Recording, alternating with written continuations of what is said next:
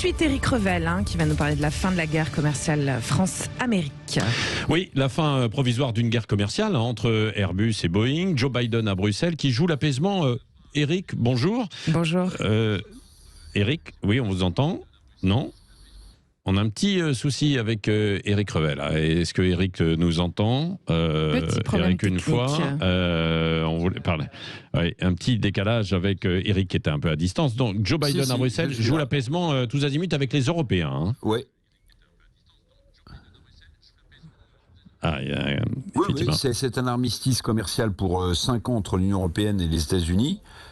Cette vieille bataille commerciale qui empoisonnait Airbus face à Boeing à coup de taxes et autres droits de douane a coûté depuis 15 ans quand même 10 milliards de dollars, surtout à Airbus et donc à la France. Donc on enterre la hache de guerre des deux côtés de l'Atlantique pour 5 ans. Alors certains, comme Emmanuel Macron, très optimistes, y verront les nouvelles relations gagnantes entre Washington et l'Europe, donc entre Washington et la France.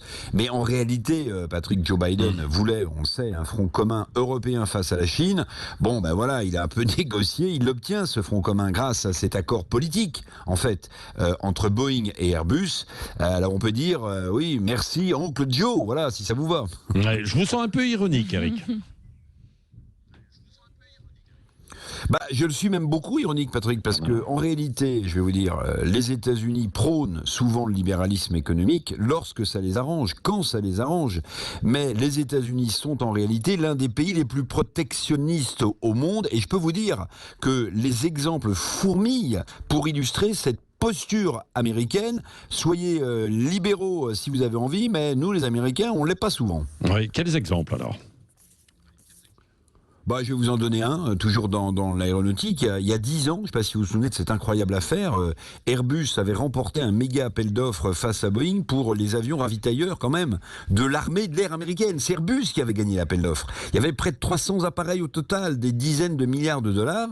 Eh bien, comme Boeing avait perdu, écoutez bien, l'appel d'offres a été reformulé à l'époque par Washington pour laisser Boeing l'emporter, avec pourtant, avaient dit les spécialistes, un avion Boeing moins opérationnel que son concurrent Airbus. Alors personne n'a oublié évidemment ce coup de Trafalgar en 2011. Alors Joe Biden peut sourire, peut faire les yeux doux, peut être dans la séduction à Bruxelles.